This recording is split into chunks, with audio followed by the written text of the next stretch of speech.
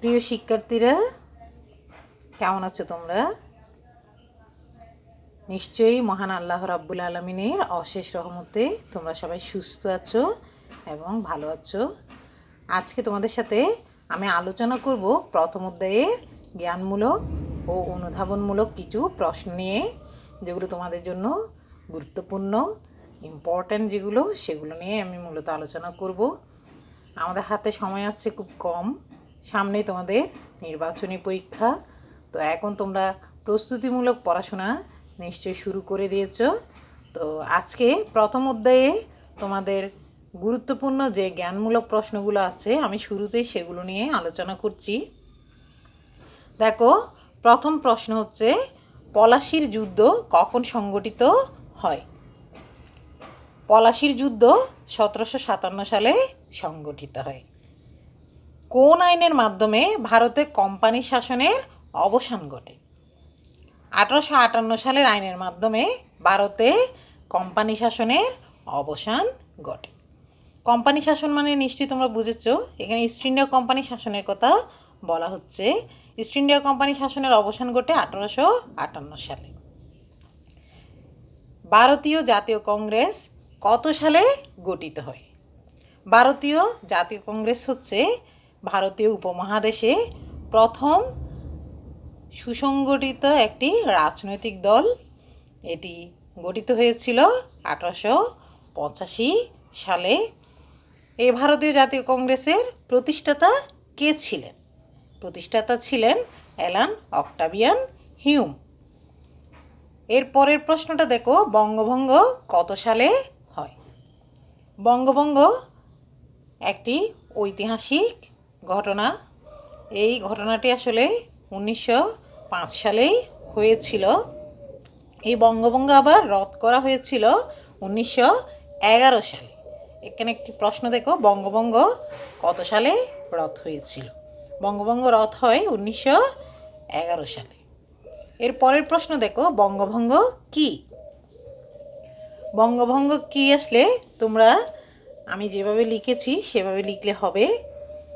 যেমন, প্রশাসনিক কার্যক্রমের সুবিধার্থে ভারতের তদানীন্তন ভাইসরয় লর্ড কার্জনের 1905 সালের 1 সেপ্টেম্বর বাংলা প্রেসিডেন্সিকে দুটি প্রদেশে বিভক্ত করার বিষয়টি ভারতের ইতিহাসে বঙ্গভঙ্গ নামে পরিচিত।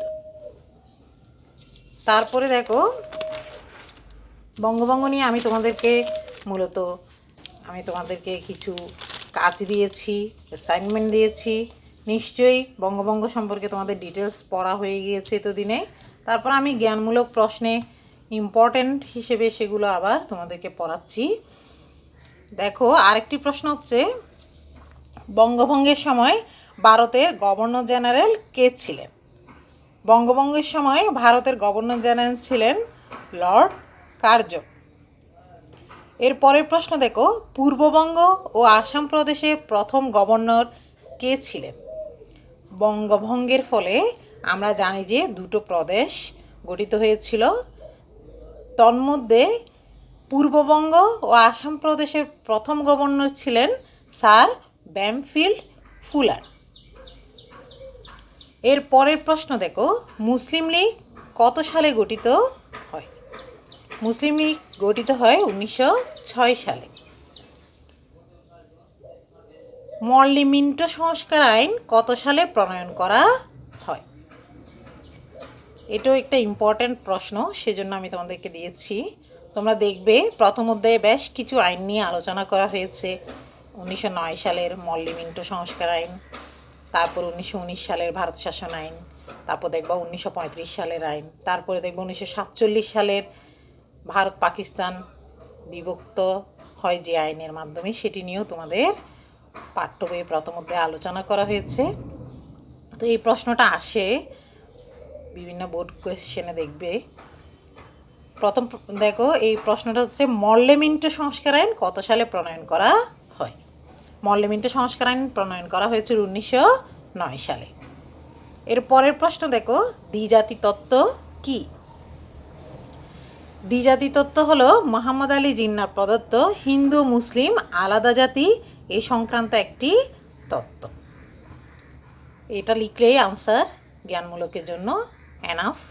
এই জন্য আমি এই সংক্ষেপে এই আনসারটাই দিয়েছি। এরপরে দেখো লাহোর প্রস্তাব কি? লাহোর প্রস্তাব কি? এটি একটি ইম্পর্ট্যান্ট প্রশ্ন। ভারতীয় উপমহাদেশে বসবাসকারী মুসলমানদের জন্য একটি স্বতন্ত্র রাষ্ট্রের দাবি জানিয়ে উত্থাপিত প্রস্তাবনা হচ্ছে লাহোর প্রস্তাব। এর পরের প্রশ্ন দেখো, লাহোর প্রস্তাব কে উত্থাপন করেন? এটি উত্থাপন করেছিলেন শেরেবাংলা একে ফজলুল হক। এর পরের প্রশ্ন দেখো, মন্ত্রী মিশন পরিকল্পনার সদস্য সংখ্যা কতজন? সদস্য সংখ্যা হচ্ছে 3 জন। তারপর দেখো 3রা জুন পরিকল্পনা কি? এটি হলো ভারতবর্ষকে বিভক্ত করার একটি পরিকল্পনা। এর পরের প্রশ্নটা দেখো, ভারতবর্ষের সর্বশেষ গভর্নর জেনারেল কে ছিলেন? ভারতবর্ষের সর্বশেষ গভর্নর জেনারেল ছিলেন লর্ড মাউন্ট ব্যাটেন। তো এই যে 17টি জ্ঞানমূলক প্রশ্ন দিয়েছি, আশা করি এগুলো তোমরা খুব সহজেই শিখতে পারবে, খুব কঠিন কিছু না। এরপরে দ্বৈত শাসন বলতে কি বোঝায়? এবার আমি অনুধাবনমূলক যে প্রশ্নগুলো আছে সেগুলো তোমাদেরকে বলছি। সেই প্রশ্নগুলোর উত্তরগুলো আমি মুখে বলছি, এখানে আমি লিখিনি। তোমরা বাসায় এগুলো শিখবে, নিজেরা এগুলো হোমওয়ার্ক করবে, এবং যদি তোমাদের হোমওয়ার্ক কমপ্লিট হয়, ধরে নাও এটা তোমাদের জন্য, এই অনুধাবনমূলক প্রশ্নগুলো তোমাদের জন্য আমি নতুন করে একটা অ্যাসাইনমেন্ট দিচ্ছি। সেই অ্যাসাইনমেন্ট তোমরা তৈরি করবে এবং আমাকে গুগল ক্লাসরুমে পাঠাবে। আমি দেখব যে তোমরা কে কতটুকু বুঝেছো। তো অনুধাবনমূলক প্রশ্নের প্রথম প্রশ্ন দেখো, দ্বৈত শাসন বলতে কি বোঝায়? দ্বৈত শাসন বলতে 1765 সালে দেওয়ানি লাভের পর লর্ড ক্লাইভ বাংলা প্রদেশকে শাসন করার যে নীতি গ্রহণ করেন তা দ্বৈত শাসন নামে পরিচিত। দ্বৈত শাসন হলো আসলে দুটি কর্তৃপক্ষের শাসন। এই ব্যবস্থায় বাংলার আইন শৃঙ্খলা রক্ষা, ফৌজদারি বিচার, শান্তি রক্ষা ও দৈনন্দিন প্রশাসন পরিচালনার দায়িত্বে ছিল নবাবের উপরে এই দায়িত্বটা ছিল। অন্যদিকে বাংলার রাজস্ব আদায় ও দেওয়ানি বিচার, অর্থাৎ অর্থনৈতিকভাবে লাভজনক কাজের কোম্পানির উপর এটা ন্যস্ত হয়েছিল। বলা হয় ইংরেজ কোম্পানি লাভ করেছিল দায়িত্বহীন ক্ষমতা আর নবাব পেয়েছিল ক্ষমতাহীন দায়িত্ব। লর্ড ক্লাইভের এই অভিনব নীতি হচ্ছে ইতিহাসে দ্বৈত শাসন নামে আসলে পরিচিত। এরপরে ভাগ করো শাসন করো নীতি বলতে কি বোঝো? ভাগ করো ও শাসন করো নীতি, এটি কিন্তু খুব ইম্পর্ট্যান্ট একটি কোয়েশ্চেন। দ্বৈত শাসনের মতোই দ্বৈত শাসনও একটা ইম্পর্ট্যান্ট কোয়েশ্চেন, বিভিন্ন বোর্ড পরীক্ষায় এটা এসেছিল। তো ভাগ করো ও শাসন করো নীতির মধ্য দিয়েই কিন্তু ব্রিটিশরা এই উপমহাদেশে প্রায় 200 বছর শাসন করে গিয়েছিল। উপনিবেশগুলোতে ব্রিটিশ সরকারের চিরাচরিত একটি প্রশাসনিক নীতি ছিল এই ভাগ করো ও শাসন করো নীতি। স্থানীয় জনগণ বা গোষ্ঠীর মধ্যে বিভাজনের মাধ্যমে তাদের দুর্বল করে রাখার ব্রিটিশ নীতি হলো আসলে ভাগ করো শাসন করো। এই কৌশল তারা ভারতেও প্রয়োগ করেছিল। ক্রমবর্ধমান ব্রিটিশ বিরোধী আন্দোলনের প্রেক্ষাপটে ব্রিটিশ সরকার উপলব্ধি করে ক্ষমতাকে দীর্ঘায়িত করতে হলে ভারতীয়দের মধ্যে বিভাজন সৃষ্টি করে তাদেরকে দুর্বল করতে হবে। এই কৌশল বাস্তবায়নে তারা ধর্মকে হাতিয়ার হিসেবে ব্যবহার করে বিভিন্নভাবে হিন্দু মুসলমান সম্প্রদায়ের মধ্যে বিরোধ সৃষ্টি করে। এটাই আসলে ব্রিটিশদের কুখ্যাত ভাগ করো শাসন করো নীতি।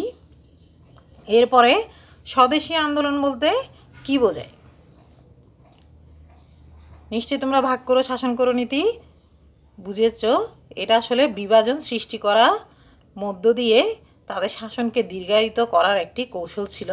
যেমন ভারতীয় উপমহাদেশে তারা হিন্দু মুসলমানদের মধ্যে যে বিভাজনটা তৈরি করেছিল, এরকমই বিভাজন তৈরি করার নীতি হলো আসলে ভাগ করো শাসন করো নীতি। প্রথমে ভাগ করবে, তারপরে তাদের মধ্যে সমস্যা তৈরি করবে, তারপরে এই সমস্যার সুযোগ নিয়ে তারা আসলে যে জাতীয়তা বোধটা তৈরি হয় সেটা ভেঙে দিয়ে বা সেটা হতে না দিয়ে তারা সুকৌশলে দীর্ঘদিন শাসন কার্য পরিচালনা করে শাসক গোষ্ঠী। স্বদেশী আন্দোলন বলতে কী বোঝায়? স্বদেশী আন্দোলন আসলে একটি অন্যতম সফল ব্রিটিশ বিরোধী আন্দোলন। তো এই আন্দোলনের উৎস ছিল আসলে 1905 সালের বঙ্গভঙ্গ বিরোধী গণজাগরণ, যা 1911 সাল পর্যন্ত বহাল ছিল। স্বদেশী আন্দোলন তথা ব্রিটিশ পণ্য বর্জনের মাধ্যমে ব্রিটিশ মিল মালিকদের উপর প্রচণ্ড চাপ সৃষ্টি করা হয়, যাতে ব্রিটিশ সরকার বঙ্গভঙ্গ রদ করে। এর ফলে সমস্ত কলকারখানা ও মিল ফ্যাক্টরিতে অচলাবস্থা সৃষ্টি হয়। সারা ভারতবর্ষে জাতীয়তাবাদের জয়গান শুরু হয় এবং জনগণ প্রচণ্ড বিক্ষোভে ফেটে পড়ে। ধীরে ধীরে এই আন্দোলন ব্রিটিশ খেদাও আন্দোলনের রূপ নিতে থাকে। এটি বাংলায় সবচেয়ে বেশি শক্তিশালী ছিল এবং এটিকে বন্দে মাতরম আন্দোলনও বলা হতো। এই যে স্বদেশী আন্দোলন, এই স্বদেশী আন্দোলনের পরে তোমরা দেখো প্রাদেশিক স্বায়ত্তশাসন বলতে কী বোঝায়। আমি আরেকটি প্রশ্ন তোমাদের জন্য এখানে সাজিয়েছি। দেখো, প্রাদেশিক স্বায়ত্তশাসন আসলে প্রাদেশিক স্বায়ত্তশাসন হলো এমন শাসন যেখানে প্রদেশগুলো স্বায়ত্তশাসন অর্থাৎ প্রদেশগুলোকে পূর্ণ কর্তৃত্ব প্রদান করা হয়ে থাকে। অর্থাৎ গুছিয়ে বললে প্রাদেশিক স্বায়ত্তশাসন বলতে প্রদেশের পূর্ণ কর্তৃত্বকে বোঝায়। প্রাদেশিক স্বায়ত্তশাসন ব্যবস্থায় মূলত দেশ রক্ষা, পররাষ্ট্র এবং অর্থ সংক্রান্ত কর্তৃত্ব কেন্দ্রীয় সরকারের হাতে ন্যস্ত করা হয়ে থাকে। প্রাদেশিক স্বায়ত্তশাসনে শিক্ষা, স্বাস্থ্য, কৃষি, বিচার, পুলিশ ও আইন শৃঙ্খলা ইত্যাদি বিষয়ের কর্তৃত্ব থাকে প্রাদেশিক সরকারের হাতে। যুক্তরাষ্ট্রীয় পদ্ধতি সরকার ব্যবস্থায় কেন্দ্রীয় সরকার ও প্রাদেশিক সরকারের মধ্যেই মূলত এভাবে ক্ষমতা বন্টন করা হয়। আর এভাবে যে ক্ষমতাটা বণ্টিত হয় প্রদেশগুলোকে এক ধরনের কর্তৃত্ব প্রদানের মধ্য দিয়ে, পূর্ণ কর্তৃত্ব প্রদানের মধ্য দিয়ে, সেটিকে প্রাদেশিক স্বায়ত্তশাসন বলা হয়ে থাকে। তারপর হচ্ছে দ্বিজাতি তত্ত্ব বলতে কি বোঝায়? দ্বিজাতি তত্ত্ব একটু আগে আমি তোমাদেরকে জ্ঞানমূলক প্রশ্ন হিসেবে বলেছি দ্বিজাতি তত্ত্ব কি। এখানে আমি আরেকটু ডিটেলস তোমাদেরকে সেটা বিশ্লেষণ করব, যেহেতু এটা অনুধাবনমূলক। দ্বিজাতি তত্ত্ব আসলে দুটো জাতিকে আলাদা ভাবার যে তত্ত্বটা, সেটি যেমন ভারতের হিন্দু মুসলমানরা এক নয় বরং দুটি আলাদা জাতি, এই রাজনৈতিক মতবাদই হলো আসলে দ্বিজাতি তত্ত্ব। ব্রিটিশ ভারতের স্বাধীনতার সময় মূলত এই নীতির ভিত্তিতে আন্দোলনের মাধ্যমে মুসলমানদের জন্য পাকিস্তান রাষ্ট্রটি প্রতিষ্ঠা হয়েছিল। 1940 সালে মুসলিম লীগ নেতা মোহাম্মদ আলী জিন্না দ্বিজাতি তত্ত্ব উপস্থাপন করেছিলেন। তিনি এই নীতি থেকে অর্থাৎ এই নীতির মাধ্যমে তিনি এই নীতি ঘোষণার সময় বলেছিলেন ভারতের হিন্দু মুসলমান সম্প্রদায় ধর্মীয় দর্শন, সামাজিক রীতি, জীবনযাত্রা, সাহিত্য সংস্কৃতি, তারপরে ইতিহাস প্রভৃতির ক্ষেত্রে দুটি পৃথক আদর্শ ধারণ করে। তাই